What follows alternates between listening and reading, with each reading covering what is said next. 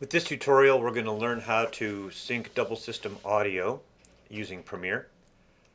When you download the assets, you'll see that we've got the audio files all properly labeled. Scene 2, shot 1, take 1, take 2, scene 2, shot 2, and that my video files match the same way. You will need to rename all of your files to match this basic format so that when we go into your dailies during your rough cut examination, it'll be easier for us to find different takes. This is part of the grade, so make sure that you begin by renaming all of your assets before you bring them into Premiere.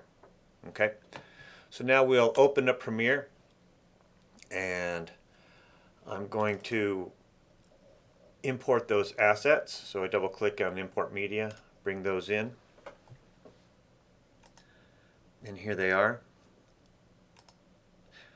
If we name them in this part of the process, then we are not really renaming the core original file, and so that's a problem. We need to do the core file first. So let's start by taking our first video track and dragging it into the timeline. And if we stretch this out, we will be able to see the audio. And this is just the camera track audio. And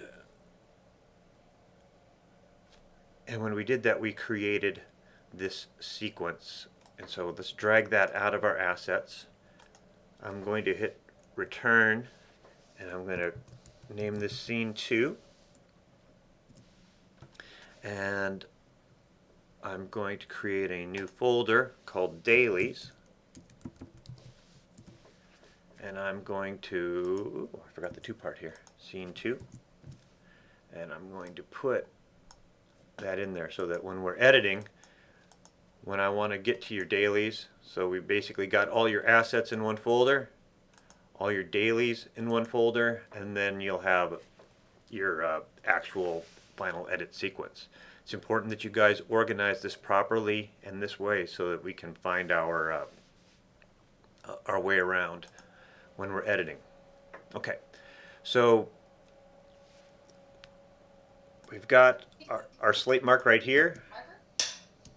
Okay, and so the other thing we need to do now is bring in our double system audio and stretch this out. And the way that we have this recorded is that we have the if I remember this correctly, I think we have a radio mic on each actor in these scenes, or sometimes you may have your shotgun mic on one channel and your radio mic on the other channel. If you have multiple radio mics, you will mix them onto its own, all of those onto its own channel. So we've got our slate here, we've got the slate here, and so what we need to do is we need to offset these files a little bit so it looks like that. That's to give this room to adjust here. I'm going to right click,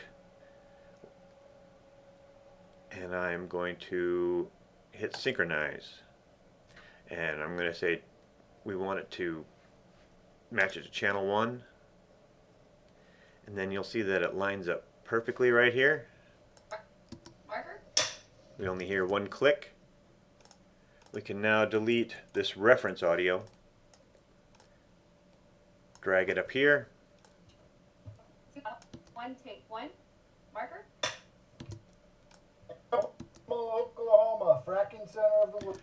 And we've got our first sync track.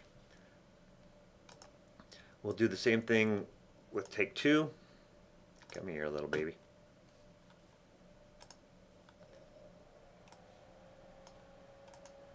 There we go.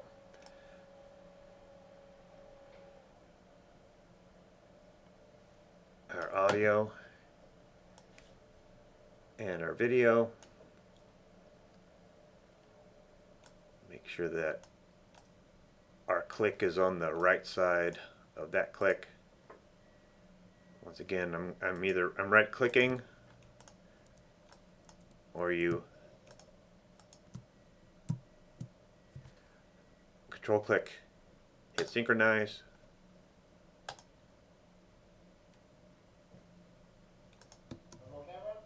Rolling. Scene 2, shot 1, take 2, marker. Let's zoom in. I'm hitting the plus sign, make sure that our slate matches up. Alright, that's good.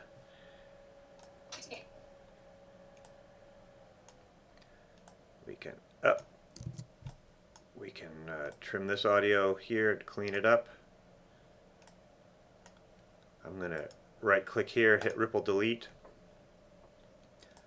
Now we can get rid of this reference audio. Drag this up.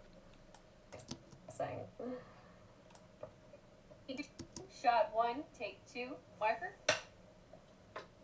Alright, and so then you will do all of that for all of these tracks.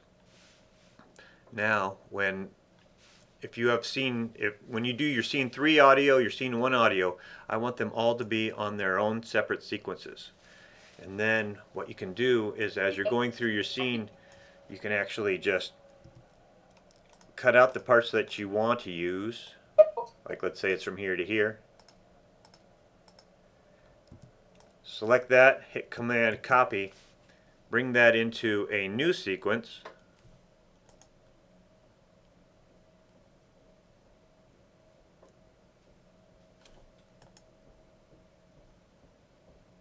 New sequence. We'll call it rough cut.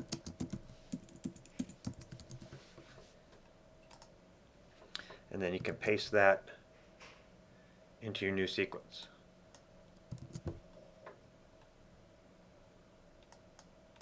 All right. That way